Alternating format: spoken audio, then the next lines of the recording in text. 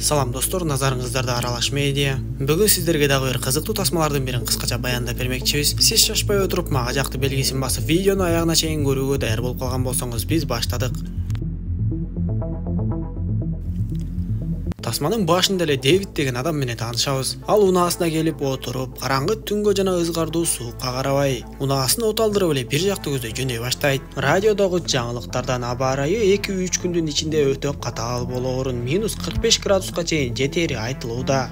Ошого карабастан Дэвид сапарга чыгып, жолдон бир кафени көрүп калат да, бир аз тамактанып алайынчы деп эле ошол жака башпагат. Дал ушул кафеде Анна деген аял иштечү. Ал кардарларды тейлеп жүрүп бир кезде келип телефонун караса, жолдошу ага 13 жолу телефон чалып жиберген болот. Анан да телефонду ал деп коркутуп SMS жазып жөнөтүптүр. Анна болсо ага көңүл бурбай, тамактанып бүткөн эки кардар ал жерден чыгып кеткен соң, жаңы эле кирип отурган Дэвидке барып тамакка буйртма ала баштайт. Ошондон бир аз өтпөй эле кафенин жанына Аннанын жолдошу Винсент келип калат.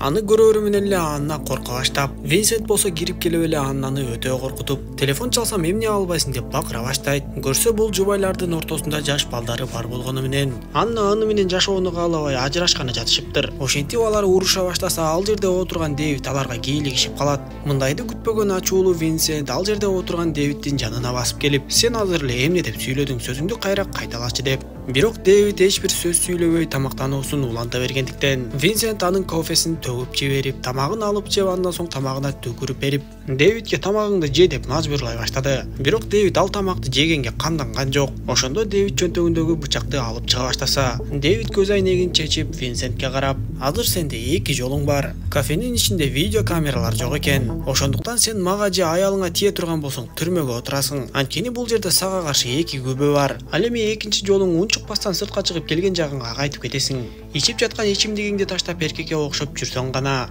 балким сот сен аялыңдан талашып жаткан кызыңды көрүүгө уруксатын берет" деп айтат. Анда ойлонуп калган Винсент ачууланып жатса дагы айласы жок сыртка чыгып жөнөп кетип калды. Ошондо Анна Дэвидке рахматын айтып, жолдошу акыркы күндөрү өтө көп ичимдик ичип, агрессивдүү боло баштагандыгын айтып, анан да ыраазычылык үчүн Дэвидке атайын тамак даярдап бермекчи болот. Ошентип тамактанып бүткөндөн кийин Дэвид унаасына отуруп андан ары жолун улады. Көп өтпөй эле унаанын күйүүчү майы түгөнө баштаганын көрүп, бактыга жараша май куюучу жай дагы чыгып калгандыктан Дэвид ошол жака кирип май куя баштайт. Ал май куюп жатканда жанагы Винсент ошол жактан өтүп бара жаткан эле. Аны көргөн Винсент дароо унаасын токтотуп, бул жанагы кафедеги адамбы же ал эмеспи билүү үчүн күтүп туруп калат. Бир аздан соң Дэвид сыртка чыкканда Винсент аны дароо таанып, бирок май куюучу жайга полициялар келип калгандыктан ал эч кимге билгизбей Дэвиддин артынан аңдымакчы болот. Дэвид май куйгандан кийин андан ары жолун улай баштап, ошол замат эле Винсент анын артынан кууп баштайт.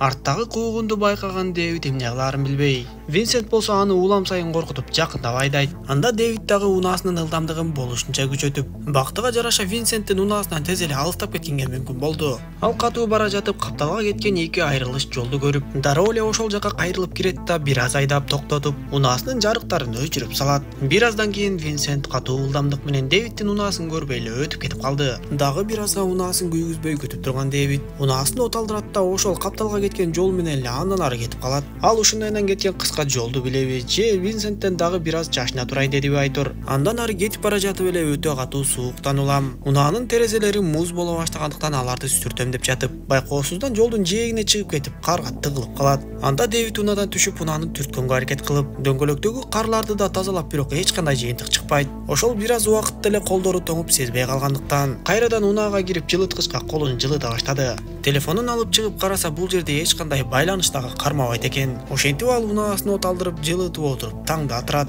Унаада дүрбү бар экенин эстеп кетип дүрбүнү алып сыртка чыгат да айлана тегеректе адамдар жашайбы билгенге аракетин кылат. Бир кезде алыстагы бактардын арасынан түтүн чыгып жатканын көрүп, ошол жака барууну чечтиби айтор унаасынын аркасын ачат. Таң калыштуусу биз ошондо унаанын артынан колу буту жана оозу таңылып жаткан Аннаны көрөбүз. Дэвид болсо ага тынч отуруп тур деп айтат да унаанын аркасын жаап жөнөп кетип калды. Дэвид кеткенден кийин Анна тыбырчылап аракетин кылып жатып, колдорун бошотууга мүмкүн болот да андан ары да аракетин кылып, унаанын артынан ички бөлүгүнө өтүүгө мүмкүн болот. Ал эми Дэвид болсо токойду аралап жүрүп отуруп, анын маңдайында чоң дарыя бар экенин көрөт. Ал жака өтүүгө эч кандай мүмкүн эмес экендигин түшүнүп, бул жерде да байланыш кармабай турганын билгенден кийин кайра артты көздөй жөнөйт. Бирок кайтып келе жатканда ал бир жерди туура эмес басып алып, кардын арасына тыгылып, эптеп бутун чыгарып алгандан кийин буту сынып калганын түшүнөт. Бул кезде болсо Анна унаадан түшүп качып жөнөгөн эле. Бирок ал бир аз жерди чуркагандан кийин эле тоңуп өлөрүн түшүнүп, кайрадан эле унаага келип отуруп жылына баштайт. Ал унаадан Дэвидтин дарысын дагы таап алды. Көрсө кече Дэвид дал ошол дарынын жардамы менен Аннаны уктатып алып кетип калыптыр. Аңгыча болбой эле буту сынса дагы болбой жөрмөлөп жүрүп отуруп Дэвид унаасына жетип келет.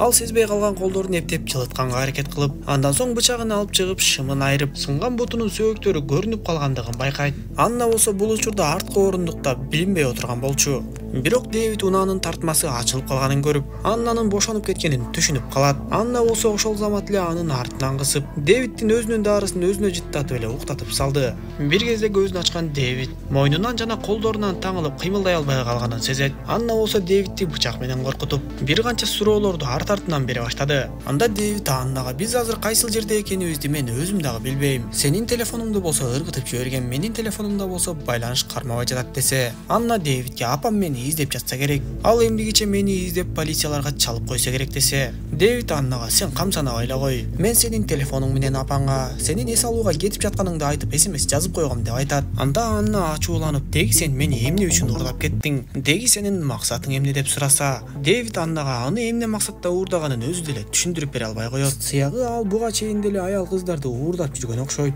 Ошол жерден Дэвид Аннага: "Эми сен каалайсыңбы, каалабайсыңбы, экөөбүз бир кайыктабыз. Бул жактан кетип шаарга аман эсен жетем деп ойлобой эле кой. Суук сени бир заматта өлтүрүп коет. Андан көрө экөөбүз унаанын күйүүчү майын сарамжалдап пайдаланып, унаанын жылыткычын бир канча мүнөт гана иштетип өчүрүп туралы. Адам тамак ашсыз бир нече күн жашай алат, бирок катуу суукта бат эле өлүп калат" деп айтса, Анна дагы ичинен анын сөздөрү туура экенин ойлоп, от алып турган унааны өчүрөт. Андан соң Анна Дэвидтин капчыгын карап, ал жакта Дэвидтин бир канча аттар менен жазылган паспорттору бар экенин көрөт. Дэвид болсо ага буту сынып сөөгү көрүнүп калгандыгын айтып, бир аз уктап албайлыбы деп айтса, Анна Дэвидке ишенбей уктабаарын айтат. Анда Дэвид Аннага: "Сен баары бир уктайсың, анткени суук уктатат" деп айтса, Анна ойлонуп жанагы дарыны кайрадан Дэвидтин мурдуна басып, Дэвидти уктатат да андан соң өзү дагы уйкуга кетет.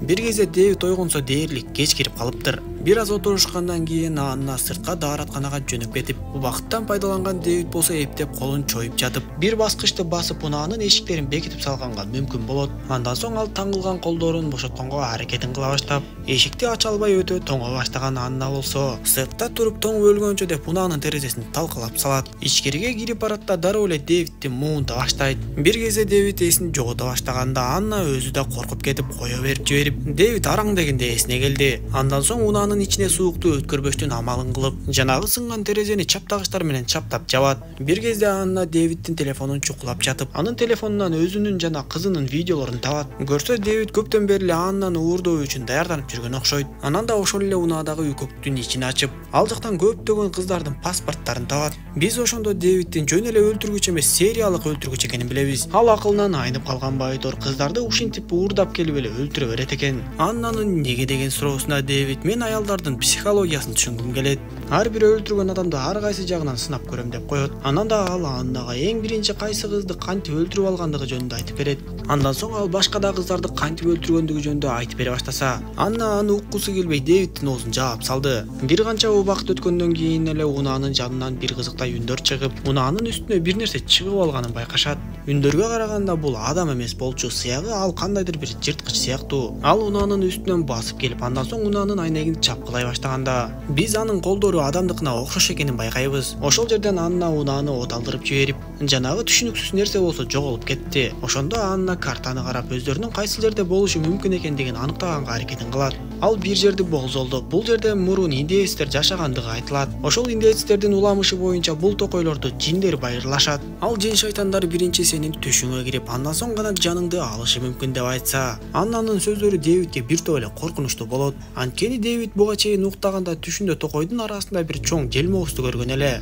Ал аңгыча болбой эле унаанын күйүүчү майы түгөндүбү айдор, ал от албай калат. Эми барган сайын унаанын ичи өтө эле суук боло баштап, Анна тоңуп өлбөш үчүн жылуулукту кармап Дэвидке жабышып алат. Дэвид болсо Аннага: "Биз эми такыр уктабашыбыз керек, уктасак эле аркы дүйнөгө кете беребиз" деп айтып, анан да "Мен бул өмүрдө ушундай жаман адам болуп калганыма аз азыр өкүнүп жатам. Чынында мен өтө көп күнөөлөрдү кылдым. Чынында жөн жерден эле өз тагдырымды өзүм талкалап алдым деп айтып жатып, күтүлбөгөн жерден эле Аннага кол сала баштайт. Көрсө бул кезде Дэвид таңылган колдорун бошотуп алган экен. Анын жүрөгү башында кандай болсо дагы эле ошондой кара экени билинип, эми Аннаны өлтүрмөкчү болгондо унаанын терезеси сынат. Сырт жактан жырткычпы же кандайдыр бир жел могузбу айтор белгисиз. Бир көз ирмемде эле Дэвидти сыртка сүйрөп кетип калды. Бороондон улам эч нерсе көрүнбөй, бир гана Дэвидтин кыйкырган үндөрү чыгат. Ошондо корккон Анна кайрадан унаанын арткы бөлүгүнө өтүп жашынып калат. Ошол түнү жолдогу карды сүзгөн чоң унаа ал жака келе жатканын көрөбүз. Жолдун жээгинде кар басып жаткан унааны көргөндө айдоочу түшүп келип, унаанын алды жагынан Дэвидтин денесинин калдыктарын көрөт. Андан соң ал адам унаанын артын ачып таң калып, ал жакта жаңы эле эсин жоготуп бараткан Анна болсо көзүн ачат. Тасма дал ушундайча соңуна чат. Достор, видео жаккан болсо мага жакты белгисин басып, дос тааныштарыңыз менен бөлүшүп койгонду унутпаңыз. Кийинки видеолордон көрүшкөнчө аман болуңуздар.